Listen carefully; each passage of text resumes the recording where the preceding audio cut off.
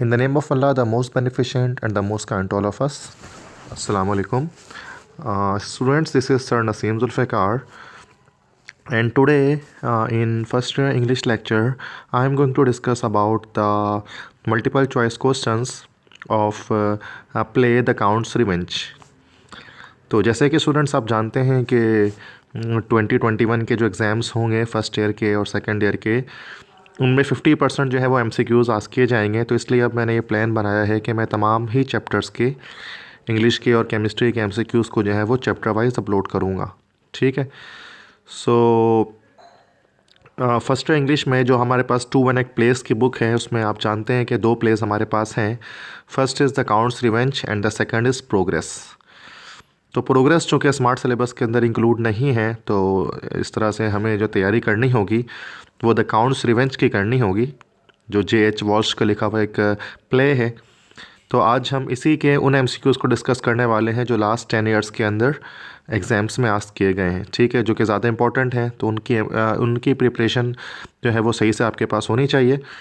और जब मैं MCQs को डिस्कस करूँगा तो उसके साथ जो है वो मैं इसकी डिटेल्स भी फर्दर आपको बताऊँगा, ताकि अगर MCQs थोड़ा सा अगर घुमा कर भी अगर आपसे आस्क करें एग्जामिनर तो आप उसका जवाब दे पाएँ। तो चलें स्टार्ट करते हैं। तो फर्स्ट MCQs हमारे पास है 2019 से मैं स्टार्ट कर रहा हूँ। ठीक है। तो फर्स्ट MCQs है कि all Paris is ringing with it means the people of Paris are, कि ये एक इडियमेटिक एक्सप्रेशन यहाँ पर लिखा है कि all Paris is ringing with it, मतलब पेरिस में जो है वो हर तरफ शोर बरपा है। तो इसका मतलब क्या है कि पेरिस के लोग क्या कर रहे हैं। तो इसका मतलब ये होता है कि लोग तमाम पेरिस इस पर रिंग कर रहा है, इसका मतलब तमाम पेरिस के लोग इसके बारे में बात कर रहे हैं। तो इसका ए ऑप्शन करेक्ट होगा, टॉकिंग अबाउट इट। तो सेकंड MCQs है उसके बाद 2019 में आया था ये भी, क्या I see the cloud on your brow are the words spoken by, कि मैं तुम्हारी पेशानी पर क्लाउड देख रहा हूँ, मतलब मुझे तुम्हारी माथे पर शिकन दिख रहा है, मुझे तुम कुछ परेशान दिख रहे हो। ये अल्फाज जो थे वो किसने कहे थे? तो ये अल्फाज काउंट ऑफ मोंटे क्रिस्टो ने एल्बर्ट से कहे थे जब सीन 1 में उसकी मुलाकात हुई थी। ठीक है, पैलेस ऑफ मोर्सेल्फ के अंदर। सो इसका ऑप्शन होगा सी, करेक्ट ऑप्शन होगा मोंटे क्रिस्टो। थर्ड इसके बाद MCQs पर आते हैं। तो ये 2019 के MCQs ये भी है कि the duel between the count and Albert was to be fought with, कि जो ड्यूल डिसाइड हुआ था काउंट ऑफ मोंटे क्रिस्टो और एल्बर्ट के बीच में, तो वो ड्यूल किससे लड़ा जाना था, मतलब किस वीपन की मदद से उसको लड़ा जाना था।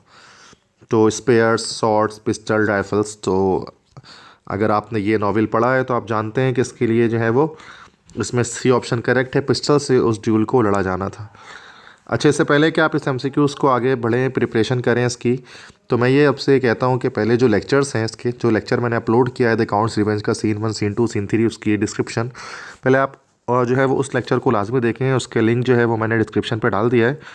तो वहाँ से आप पहले उन लेक्चर्स को वॉच करें द काउंट्स रिवेंज को, then try to solve the MCQs of this play, otherwise it will be very much difficult for you to solve M.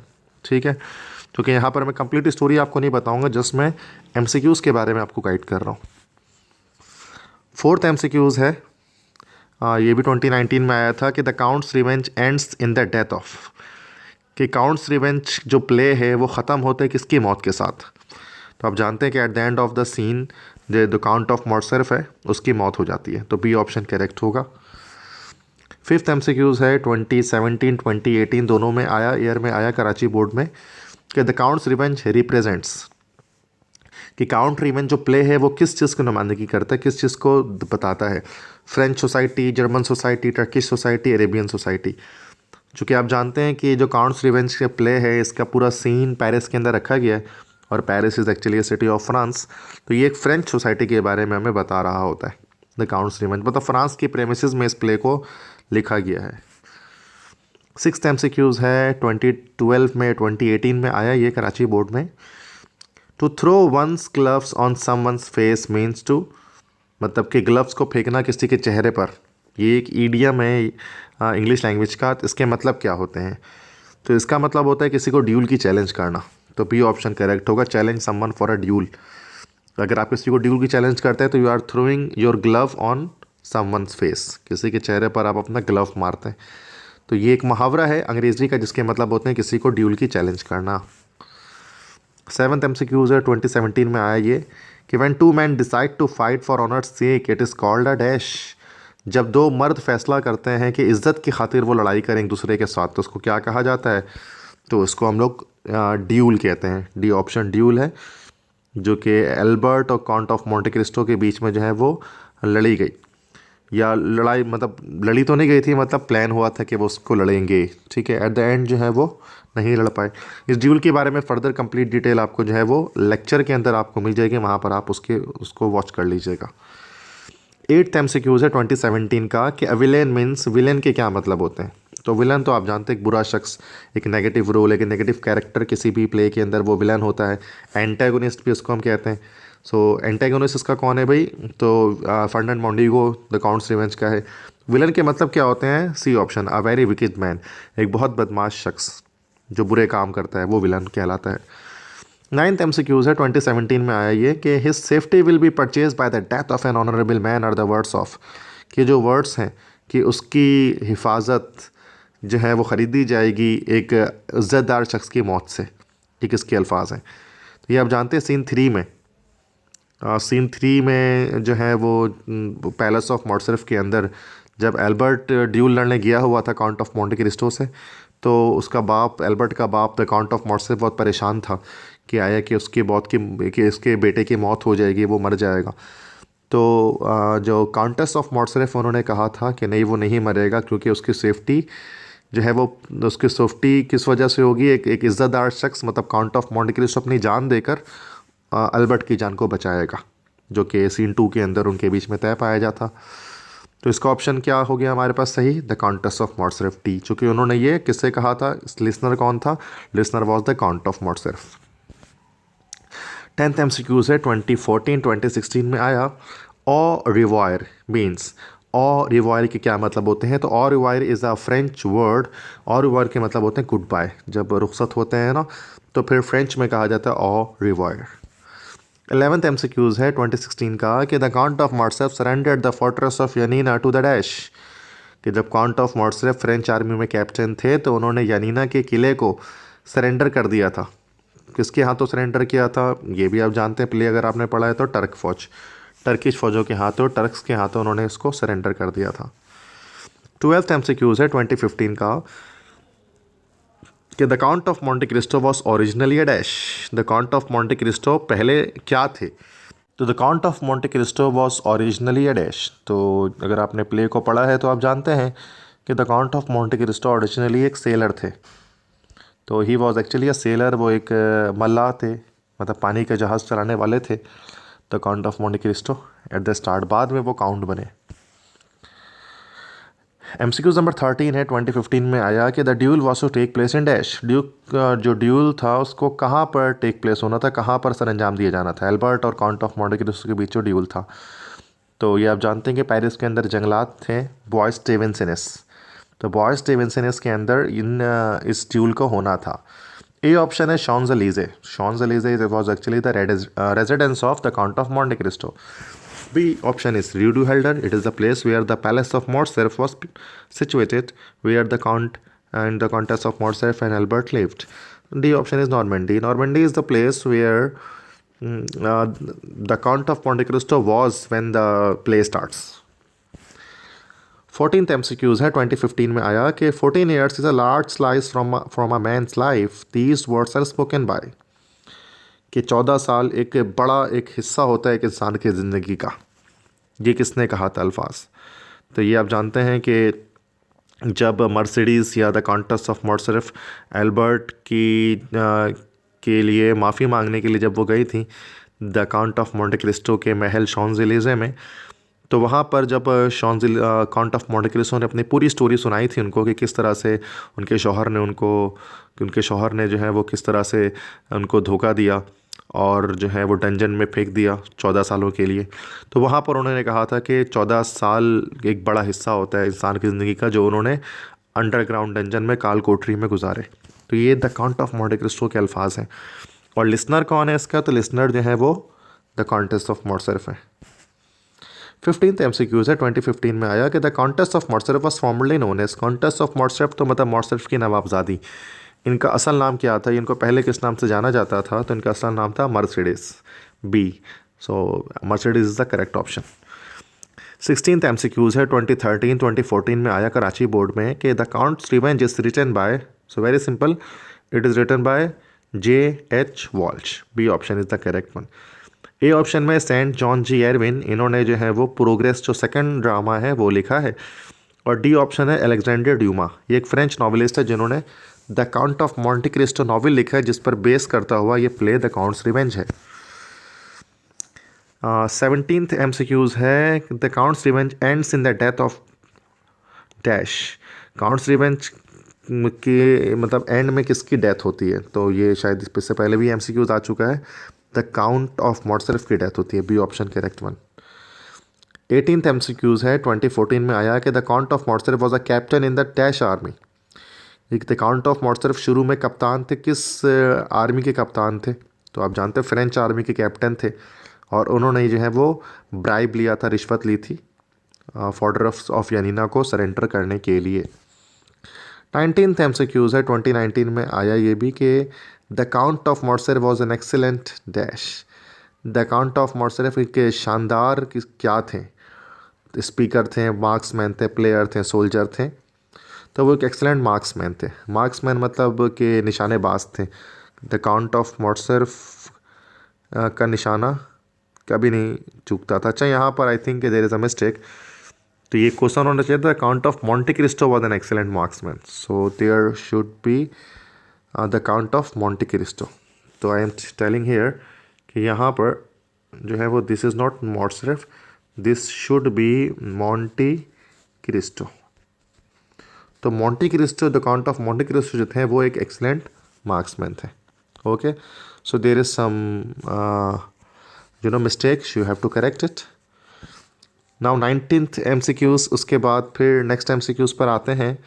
The play the counts revenge by J.H. Walsh has been described as IN, कि the counts revenge जो J.H. Walsh ने लिखा है वो क्या है, मेलो drama, comedy, novel, epic, क्या है, तो एक्चुअली इट इज़ अ मेलो ड्रामा।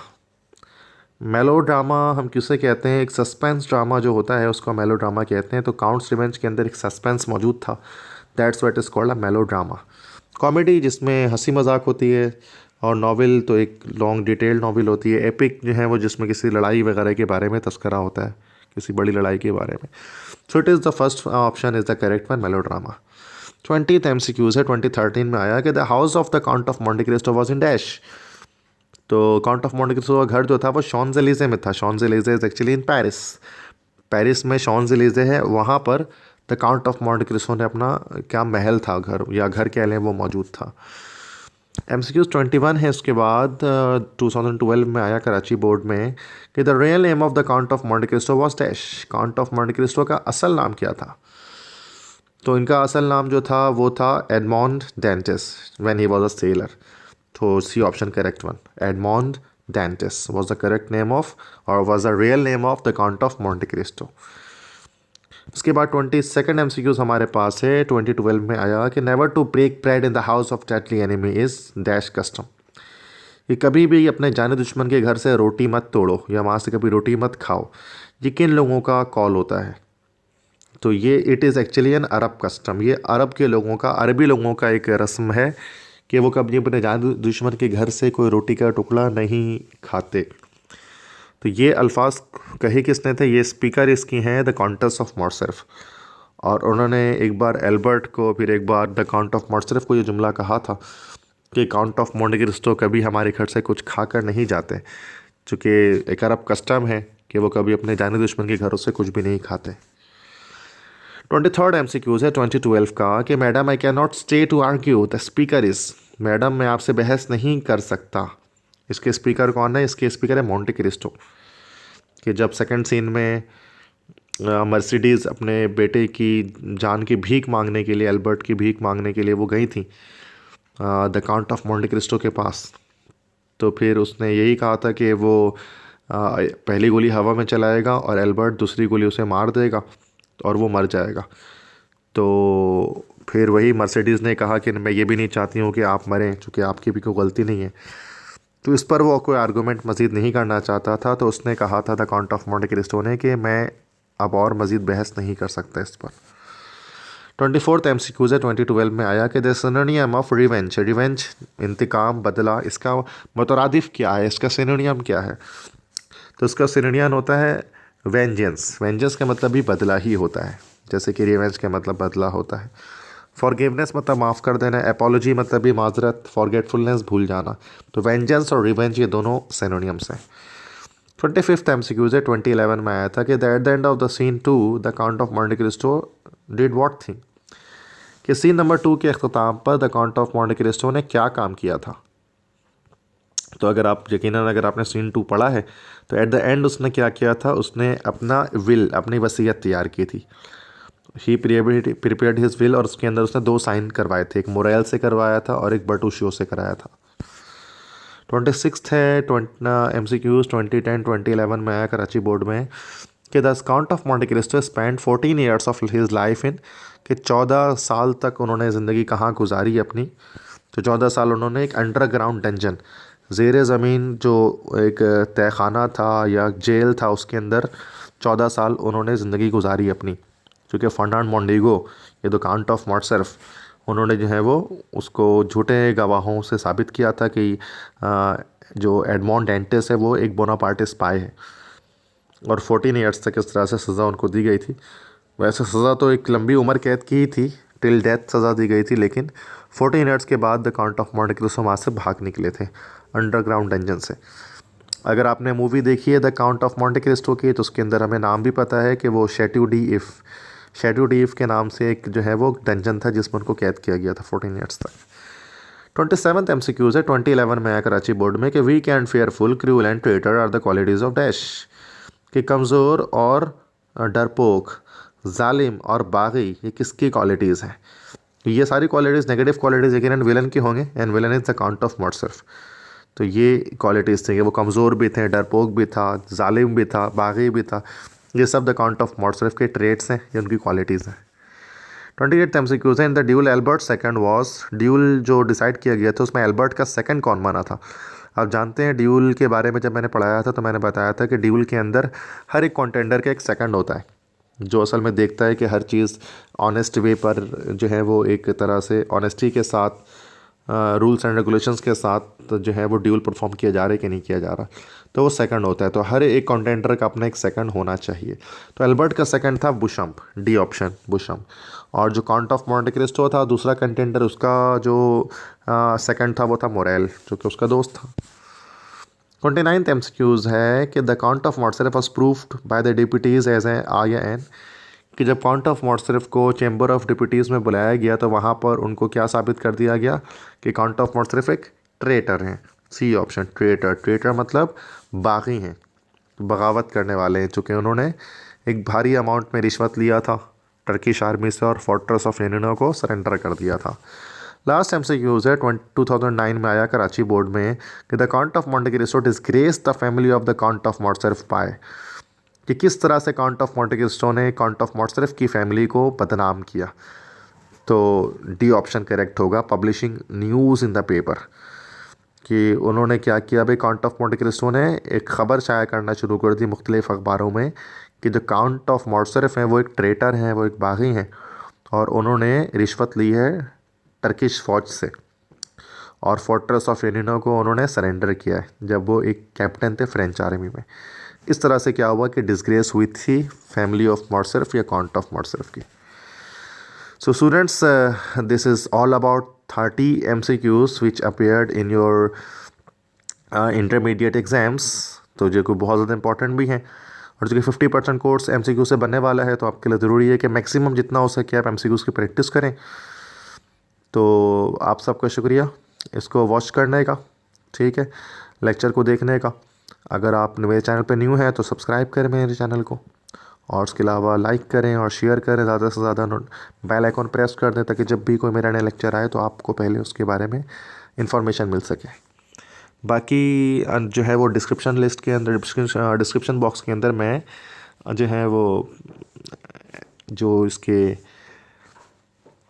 लेक्चर्स हैं प्ले के, जो कि आपको देखना है वो मैं एंटर कर देता हूँ, और साथ में कोई प्रैक्टिस शीट भी मैं डाल देता हूँ उसके अंदर, काउंट ऑफ मोंटे क्रिस्टो के MCQs के, ताकि आपकी प्रैक्टिस हो सके। और व्हाट्सएप नंबर भी मेरा मौजूद है, अगर प्रैक्टिस करने के बाद आप चाहें तो आंसर्स मुझसे शेयर कर सकते हैं व्हाट्सएप पर, तो मैं उसके बारे में बता दूंगा कि आपने आंसर्स कितने करेक्ट लिखे हैं। ठीक है, तो thank you very much for watching. अपना ख्याल रखिएगा, इंशाल्लाह दोबारा मुलाकात होगी। अल्लाह हाफिज़।